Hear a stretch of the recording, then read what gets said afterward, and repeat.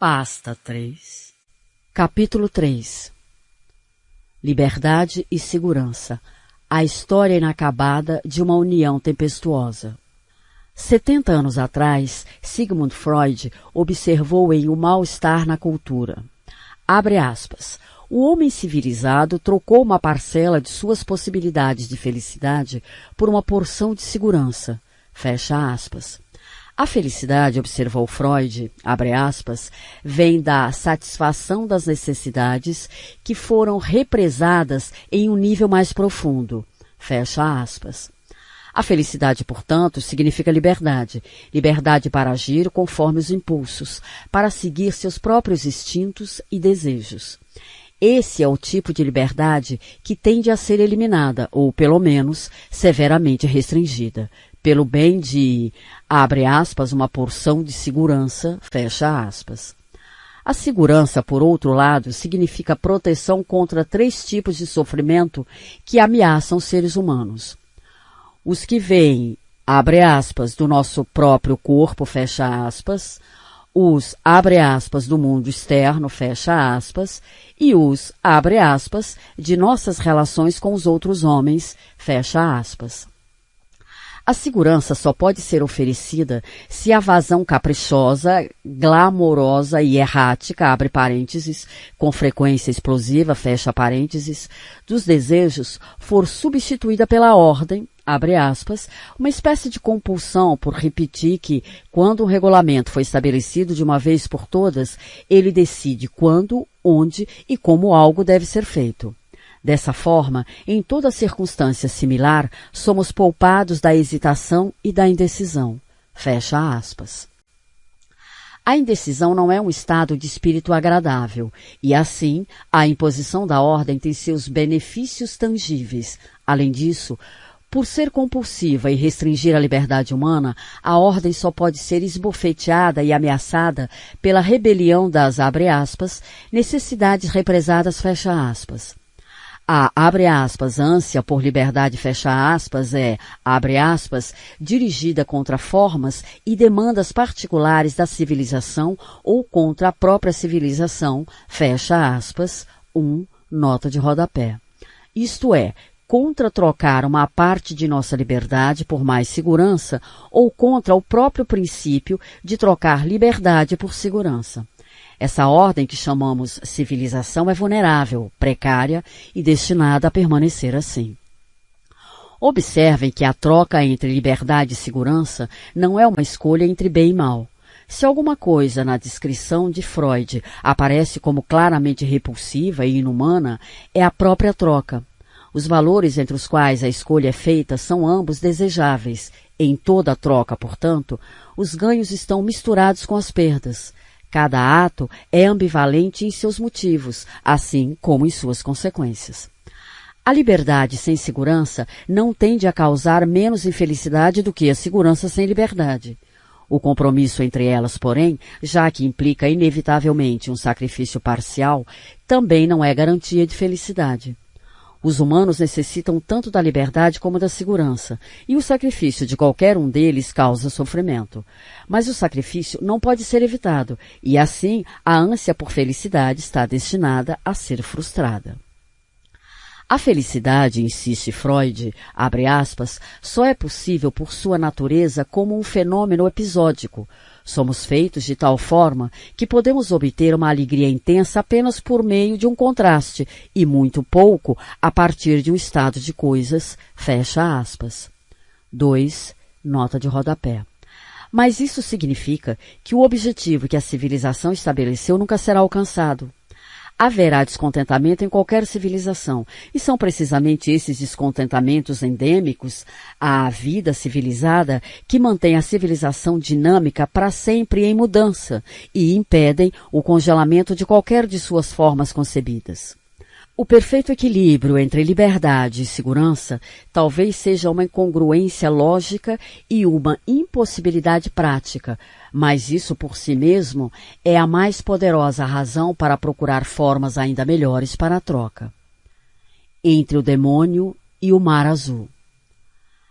Na visão de Freud, a aflição mais típica da vida civilizada se origina na supressão da liberdade individual, concedida de modo relutante e com enorme custo psíquico.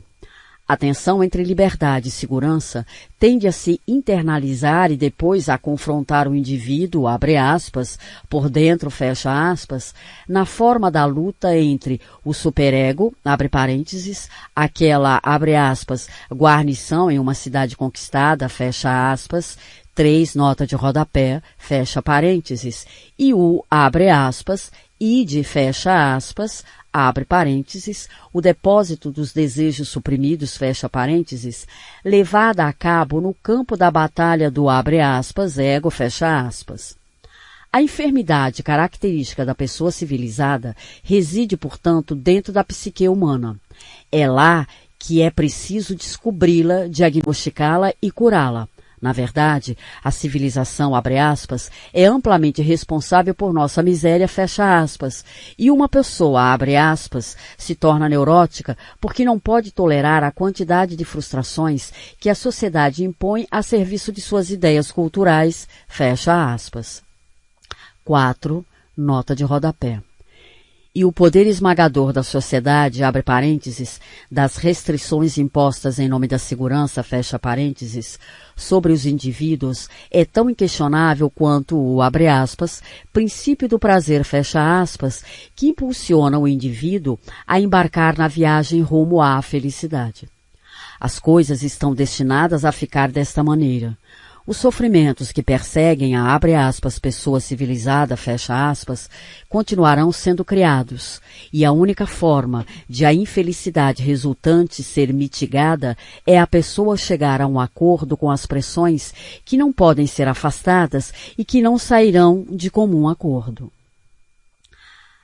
Alain Ehrenberg, infatigável explorador das mutações contemporâneas do individualismo moderno, lembra seus leitores em seu livro mais recente, 5, nota de rodapé, do diagnóstico alternativo dos problemas psíquicos de hoje, uma vez adiantados por Genet em sua mal-sucedida competição com o diagnóstico de Freud. Na visão de Genet, os sofrimentos característicos dos indivíduos derivam de, abre aspas, um déficit do ego, fecha aspas, uma incapacidade de lidar com a realidade, de absorvê-la e de encontrar um caminho próprio através dela.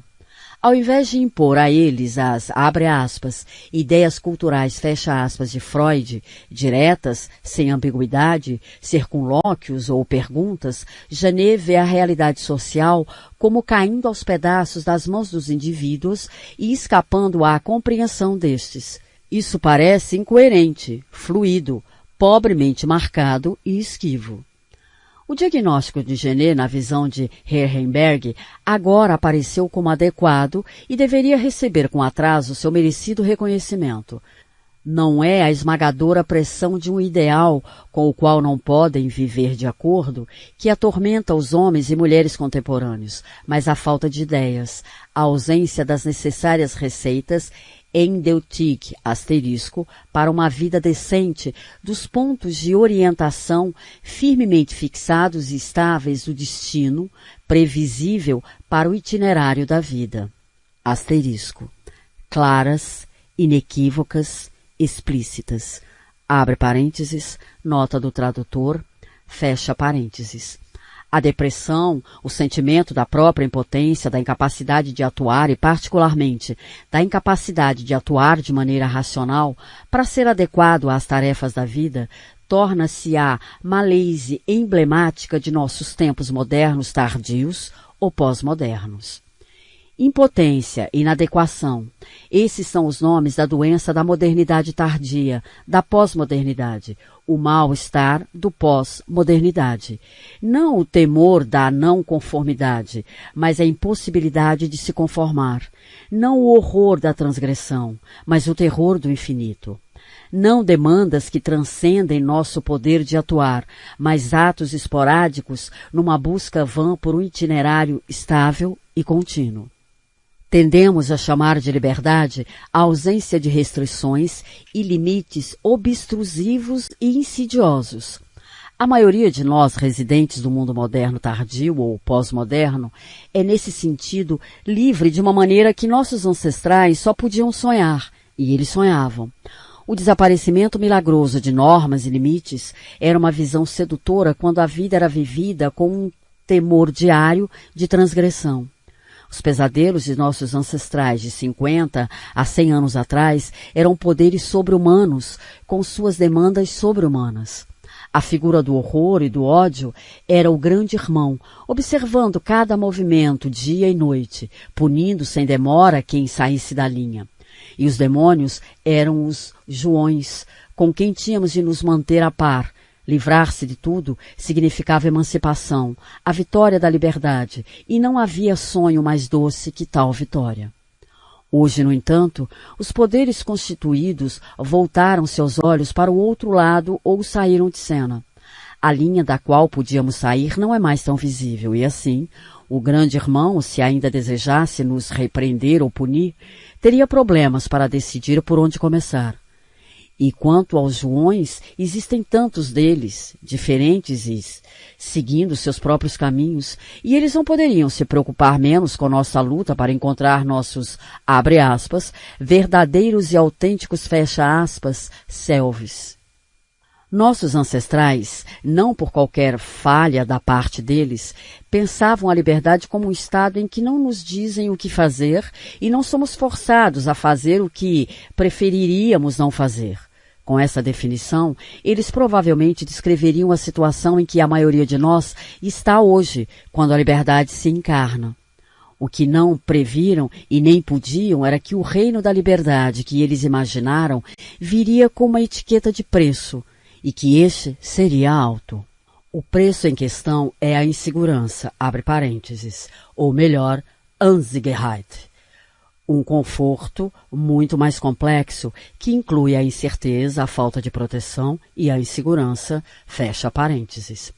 Um preço alto, na verdade, ao se considerar o número de escolhas com que uma pessoa deve se confrontar todos os dias. Tais escolhas devem ser feitas sem a convicção de que os movimentos trarão os resultados antecipados, que os investimentos de hoje trarão ganhos amanhã, ou que, se afastar das opções que parecem ruins hoje, não transformarão o amanhã em uma perda dolorosa. Não está claro em quem e no que confiar, já que ninguém parece estar no controle de como as coisas estão indo. Ninguém pode dar uma garantia confiável de que elas, de fato, irão na direção imaginada. Viver sob condições de insegurança é uma Risikolleben, asterisco, é a pessoa ativa que está destinada a pagar os custos dos riscos assumidos. Asterisco, vida de risco. Abre parênteses, nota do tradutor, fecha parênteses, fim do asterisco.